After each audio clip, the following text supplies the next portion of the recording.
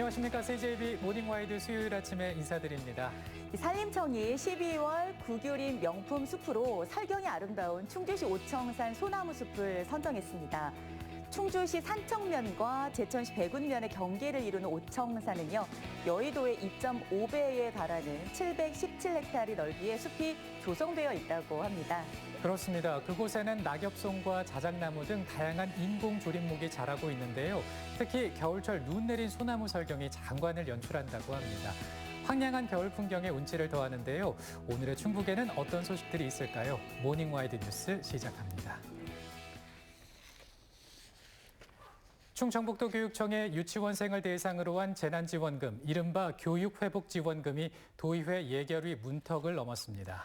그동안 어린이집 재난지원금 무상급식 예산 축소 편성과 얽히고 설키면서 해법을 찾기 힘들었는데요. 충청북도가 강력히 요구해왔던 명문고 육성을 고리로 극적인 타협이 이루어졌습니다. 홍우표 기자입니다.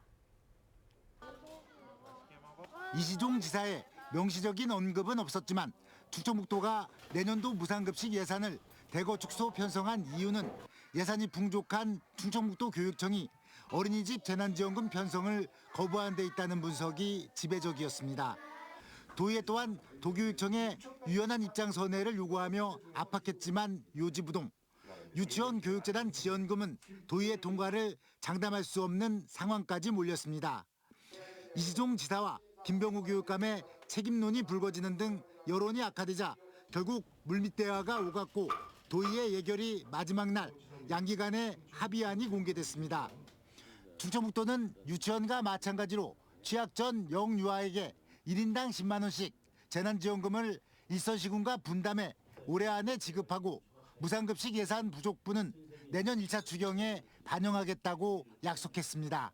이 편성된 금액이 114억입니다. 이 부분에 대해서는 지사님께서 본회의장에서 말씀하신 것처럼 제1회 추경경정 예산에 부족분을 반영을 하겠습니다. 협상의 지렛대가 된 것은 이시종 지사가 강력히 설립의 필요성을 주장했던 명문고였습니다. 양 기관은 AI 영재고 설립 등 명문고 육성을 적극 추진하여 인재를 양성하는 것으로 이해도 되겠습니까? 도청과 같이 협력해서 저희가 할 수 있는 최선의 노력들을 다해 가겠다는 것을 말씀드립니다. 추진하시겠다는 거로 이해도 되겠죠? 예, 그렇습니다. 네, 알겠습니다. 마지막 임기를 보내고 있는 이 지사의 강력한 의중이 반영된 명문고 타협안. 도교육청은 교육부의 국립 AI 영재고 설립을 대선 후보들의 공약에 포함시켜 추진하는 것이 가장 현실적인 방안으로 보고 있습니다. CJB 홍우표입니다. 청주시의회가 내년도 인사권 독립을 앞두고 의회직 희망 직원들을 모집했는데요. 예상보다 많은 인원이 의회직을 선택했습니다. 지방자치법 개정으로 향후 조직과 위상이 한층 확장될 것이라는 기대감도 작용한 것으로 보입니다. 조용관 기자입니다. 6개월 전부터 청주시의회에 파견돼 근무하고 있는 8급 김모 주무관. 고민 끝에 의회에 남기로 했습니다. 사실상 남은 공직을 의회에서 보내야 하는 중대한 결정이었는데 의회직의 미래를 밝게 봤습니다. 이게 승진에 있어서 유리할지 불리할지 조금 불투명하긴 하지만 독립하면서 전문성이 커지다 보니까 좀 더 많은 자부심을 갖고 일할 수 있고 더 큰 보람을 느낄 수 있을 것 같아서. 청주시의회가 내년도 인사권 독립을 앞두고 1차로 의회 근무자들의 잔류 의사를 조사했는데 39명 중 19명이 남기를 희망했습니다. 증원된 인원 3명을 포함해 모자란 23명에 대한 2차 집행부 조사에서도 예상을 뛰어넘는 20명이 의회직 전환을 선택했습니다. 간부급인 4급 사무국장 한 자리와 4명의 전문위원을 제외한 6급 이하 전직급에서 모집 인원을 초과한 겁니다. 4, 5급 빈자리는 이틀간 추가 모집을 거쳐 희망자가 없으면 집행부에서 파견되는데 향후 지방의회 조직은 더 확대될 가능성이 높습니다.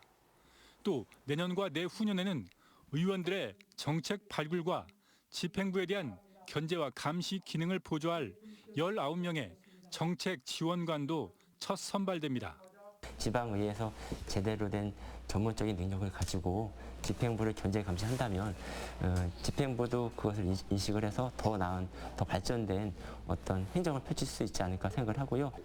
이번 주말부터는 도의회도 의회직 희망자를 모집하고 향후에는 도내 지방의회 간 또 집행부와의 전 출입을 위한 인사교류 협의회도 구성됩니다. CJB 조윤광입니다.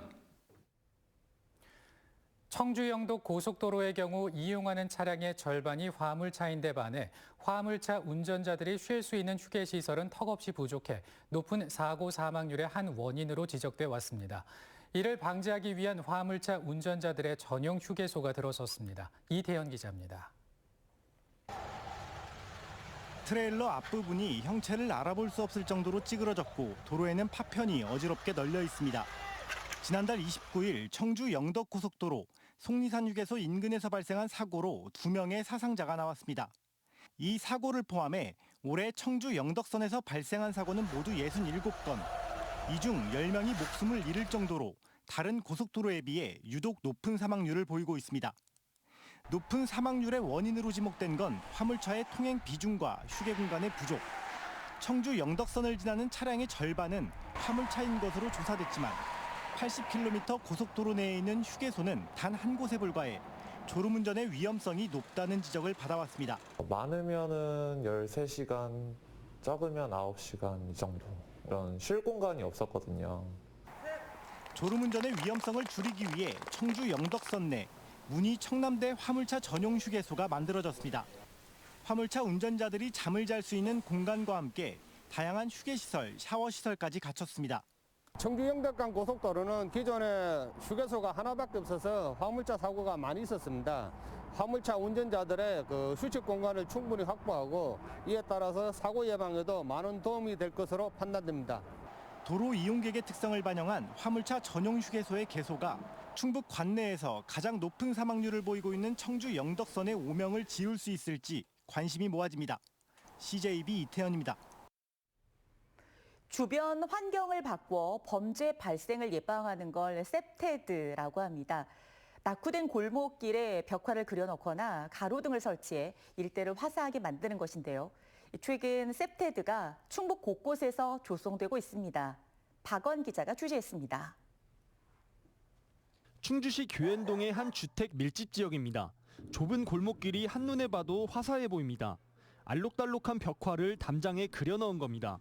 과거 이 골목길은 곳곳이 낡고 부식돼 음침한 분위기가 연출됐습니다. 늦은 밤 청소년들의 비행 행위가 잇따라 주민들의 걱정도 컸습니다. 하지만 충주를 상징하는 사과와 종댕이길 등 다채로운 벽화가 생기면서 지금은 불안을 덜었습니다. 다니는 주민들도 조금 늘어난 것 같고 우선 보면 거리도 깨끗하고 주민 사람들이 다 환영을 한다고. 그림이 있으니까 너무 그러니까 활기차고 이렇게 깨끗하고 정서적으로도 너무 좋은 것 같아요. 벽화 사업은 범죄 예방 환경 설계를 뜻하는 셉테드의 일환입니다. 범죄 심리를 위축시키는 환경을 조성해서 범죄 발생을 사전에 예방하는 걸 뜻합니다. 법무부 청소년 범죄예방위원 충주지역협의회와 충주시는 지난 2017년부터 해마다 지역 내 범죄가 발생할 수 있는 곳을 찾아 환경 개선 사업을 실시하고 있습니다. 벽화를 그려넣거나 가로등과 CCTV 등을 설치하고 울퉁불퉁한 보도도 정비하고 있습니다. 구도심에 밀집되어 있는 그 골목길이라든가 이게 너무 어둡고 청소년 문제가 요즘 많이 발생이 되기 때문에 그걸 좀 방지하고자 생각해서 벽화 그리기 작업을 시작하게 됐습니다. 셉테드를 먼저 시행한 지역의 경우 그 전보다 112 신고 건수가 실제로 감소했다는 통계가 나오고 있어 셉테드 도입은 더욱 활발해질 전망입니다. CJB 박원입니다.